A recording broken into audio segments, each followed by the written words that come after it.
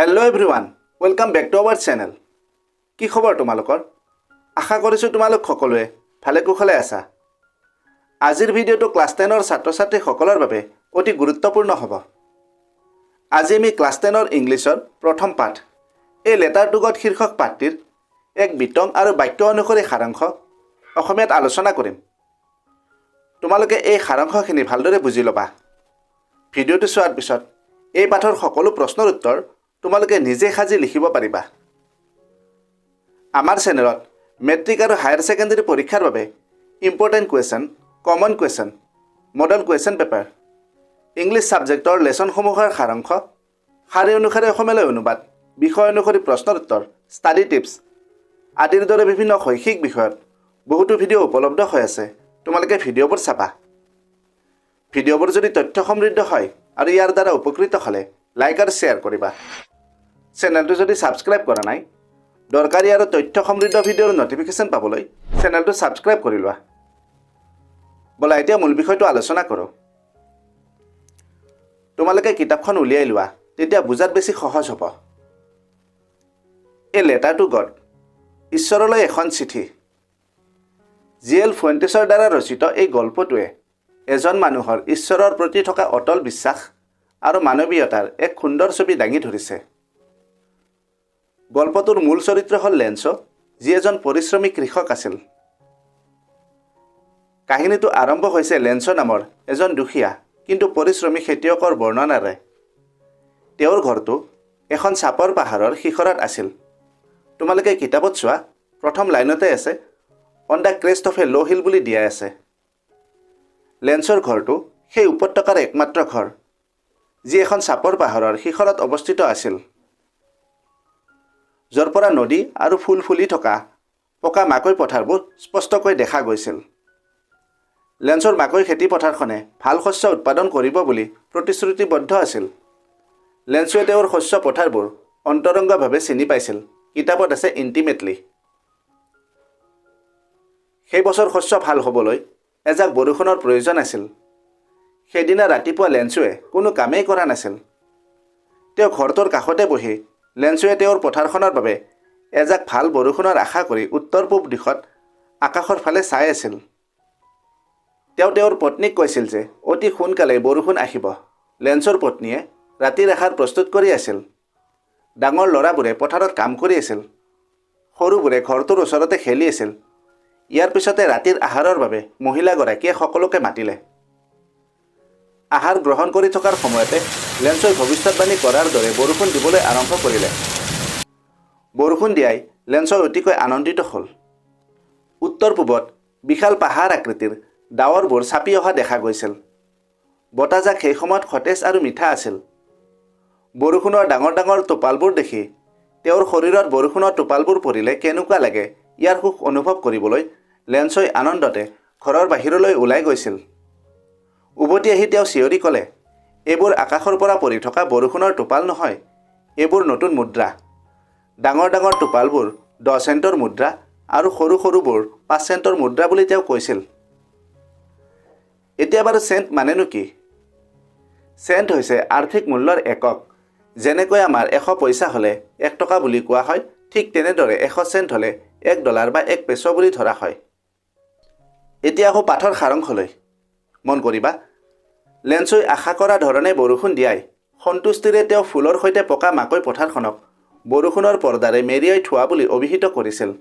কিন্তু হঠাৎ প্ৰচণ্ড বতাহ বলিবলৈ ধৰিলে আৰু বৰষুণৰ লগে লগে অতি প্ৰচণ্ড শিলাবৃষ্টি আৰম্ভ হ'ল। তোমালোকে কিতাপত চোৱা, হেলষ্ট্ৰম বুলি আছে। হেলষ্ট্ৰম মানে শিলাবৃষ্টি। শিলাবৃষ্টিক লেন্সোৱে নতুন ৰূপৰ মুদ্ৰাৰ সৈতে তুলনা কৰিছিল।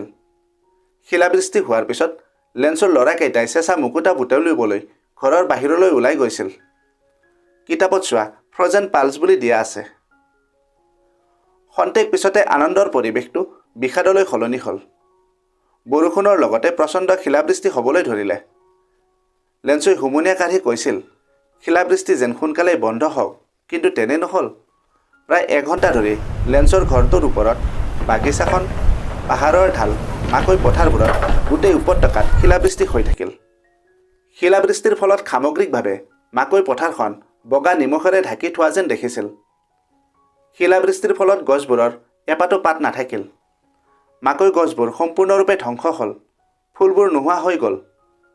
এইবোৰ দেখি লেন্সৰ অন্তৰাত্মা দুখেৰে ভৰি পৰিল।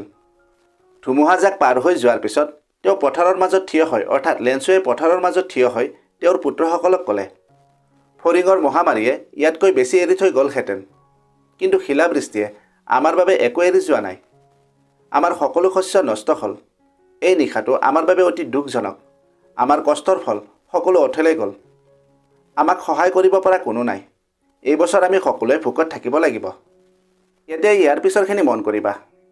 সেই উপত্যকাৰ একমাত্ৰ ঘৰটোত বাস কৰা সকলোৰে হৃদয়ত এটা আশা আছিল, ঈশ্বৰৰ সহায়। তেওঁ পৰিয়ালক সান্তনা দিছিল যে যদিওবা আমাৰ সকলো শস্য নষ্ট হ'ল, সম্পূৰ্ণ লোকচান হ'ল, কিন্তু কোনো লঘোণে নমৰে, চিন্তা কৰাৰ কোনো কাৰণ নাই। গোটেই ৰাতিটো লেন্সুৱে মাথো তেওঁৰ একমাত্ৰ আশাৰ কথা ভাবিছিল, সেইটো হ'ল ঈশ্বৰৰ পৰা সহায়। তেওঁক নিৰ্দেশনা দিয়া হৈছিল, ঈশ্বৰে সকলো দেখি থাকে, আনকি কাৰোবাৰ অন্তৰত যি চলি আছে সেয়াও ঈশ্বৰে দেখি থাকে আৰু সকলোকে সহায় কৰে। লেন্সু এজন পৰিশ্ৰমী খেতিয়ক আছিল। তেওঁ পথাৰত জন্তুৰ দৰে কাম কৰিছিল, কিন্তু তেওঁ লিখিব জানিছিল। সেই বিশ্বাসতে তেওঁ সিদ্ধান্ত ল'লে যে তেওঁ ঈশ্বৰলৈ এখন চিঠি লিখিব। দেওবাৰে দিনৰ আৰম্ভণিতে তেওঁ চিঠি এখন লিখিব আৰু চহৰলৈ গৈ তেওঁ নিজে চিঠিখন ডাকঘৰৰ ডাকবাকচত ভৰাই দিব। চিঠিখনত তেওঁ ঈশ্বৰক অনুৰোধ কৰিলে যে তেওঁক 100 পিছৰ প্ৰয়োজন, যাতে পথাৰত পুনৰ শস্য সিঁচিব আৰু পৰিয়ালটোক পোহপাল দিব পাৰে। তেওঁ চিঠিখন লিখিলে আৰু খামটোৰ ওপৰত ঠিকনা লিখিলে, টু গড। যেতিয়া ডাকঘৰৰ এজন ডাকুৱালৰ হাতত এই চিঠিখন পৰিল, ডাকুৱাল মানে পিয়নজন, তেওঁ হাঁহি হাঁহি পোষ্টমাষ্টাৰজনৰ ওচৰলৈ লৈ গ'ল, কাৰণ তেওঁ তেওঁৰ কাৰ্যকালত কেতিয়াও ঈশ্বৰৰ ঠিকনাত চিঠি দেখা নাছিল। পোষ্টমাষ্টাৰজনেও প্ৰথমে হাঁহিছিল, কিন্তু পিছ মুহূৰ্ততে তেওঁ গম্ভীৰ হৈ পৰিল। পোষ্টমাষ্টাৰ মানে ডাকপাল। ডাকপালজনেও প্ৰথমে হাঁহিছিল, কিন্তু পাছত লেন্সৰ ঈশ্বৰৰ প্ৰতি থকা অটল বিশ্বাস দেখি তেওঁ আচৰিত হ'ল। তেওঁ লেন্সৰ এই বিশ্বাস ভাঙিব নিবিচাৰিলে। পোষ্টমাষ্টাৰজন এজন দয়ালু আৰু অমায়িক ব্যক্তি আছিল। তেওঁ লেন্সৰ ঈশ্বৰৰ প্ৰতি থকা অটল বিশ্বাস অটুট ৰখাৰ উদ্দেশ্যেৰে লেন্সুক আৰ্থিকভাৱে সহায় কৰিব বিচাৰিলে। পোষ্টমাষ্টাৰজনে তেওঁৰ সহকৰ্মী আৰু বন্ধুবৰ্গৰ পৰা সহায় বিচাৰিলে আৰু নিজেও নিজৰ দৰমহাৰ এটা অংশ দিলে। কিন্তু তেওঁলোক সকলোৱে মিলি মাত্ৰ 70 পিছতহে গোটাবলৈ সক্ষম হ'ল। তেওঁ চিঠিখনত কেৱল চহী হিচাপে গড বুলি লিখি সেই টকাখিনিৰ সৈতে এটা খামত ভৰাই লেন্সৰ নামত পঠিয়াই দিলে। পিছৰ দেওবাৰে লেন্সো সাধাৰণতকৈ অলপ আগতে আহিল। তেওঁৰ বাবে চিঠি আছে নেকি সুধিলে। যেতিয়া পিয়নজনে চিঠিখন লেন্সক দিলে, সেই সময়ত পোষ্টমাষ্টাৰজনে নিজৰ কাৰ্যালয়ৰ ভিতৰৰ পৰা লেন্সৰ প্ৰতিক্ৰিয়া চাবলৈ অপেক্ষা কৰি আছিল। চিঠিখনৰ লগতে টকাখিনি পাই লেন্সো অলপো আচৰিত হোৱা নাছিল। যেতিয়া টকাখিনি গণিলে তেওঁৰ খং উঠিল। লেন্সই ভাবিলে, ঈশ্বৰে কেতিয়াও ভুল কৰিব নোৱাৰে বা লেন্সুৱে বিচৰা টকাখিনি অস্বীকাৰ কৰিবও নোৱাৰে। লগে লগে লেন্সো খিৰিকীখনৰ ওচৰলৈ উঠি গ'ল আৰু কাগজ আৰু চিয়াহী বিচাৰিলে। ৰাজহুৱা লেখা মেজত কিতাপত তোমালোকে চোৱা, পাব্লিক ৰাইটিং টেবুল বুলি দিয়া আছে। ৰাজহুৱা লেখা মেজত তেওঁ লিখিবলৈ ধৰিলে। লিখনিত নিজৰ কথাবোৰ প্ৰকাশ কৰিবলগীয়া প্ৰচেষ্টাৰ ফলত ভ্ৰূৰত বহুত বলিৰেখাৰ সৃষ্টি হৈছিল। চিঠিখন লিখা হোৱাৰ পিছত খিৰিকীখনৰ ওচৰলৈ গ'ল। ডাকটিকট এটা কিনিলে, যিটিটোৱে চেলেকি খামটোৰ ওপৰত আঠা লগাই দিলে। লেন্সুই তেওঁৰ দ্বিতীয়খন চিঠিত লিখিছিল, ঈশ্বৰ, মই যিমানখিনি টকা বিচাৰিছিলোঁ ইয়াৰে অলপহে মই পালোঁ।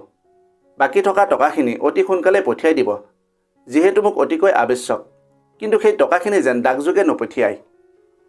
লেন্সুই সন্দেহ কৰিছিল যে ডাকঘৰৰ কৰ্মচাৰীসকল আছিল এদল চোৰৰ সমষ্টি আৰু তেওঁলোকে বাকী অংশ টকা চুৰি কৰি লৈছে।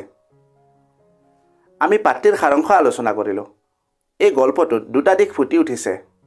ঈশ্বৰৰ প্ৰতি মানুহৰ মনত থকা অটল বিশ্বাসক প্ৰতিফলিত কৰে, যিয়ে লেন্সক দুৰ্যোগৰ সময়ত সাহস দিছিল।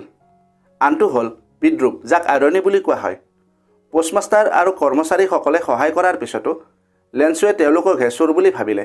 ই দেখুৱায় যে কেতিয়াবা মানুহে পৰোপকাৰ কৰিও প্ৰশংসাৰ পৰিৱৰ্তে ভুল বুজাবুজিৰ বলি হ'ব লগা হয়।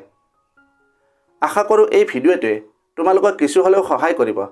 যদি কোনো প্ৰশ্ন আছে তেন্তে কমেণ্ট কৰিবা। ভিডিঅ'টো ভাল লাগিলে লাইক আৰু শ্বেয়াৰ কৰিবা। অতি সোনকালে আন এটা আকৰ্ষণীয় বিষয়ৰ সৈতে পুনৰ লগ পাম। ধন্যবাদ। कामयाबी का शॉर्टकट मेहनत और डेडिकेशन ये चैनल बनाए तेरा परफेक्ट फाउंडेशन सब्सक्राइब करो join this ride let's grow together side by side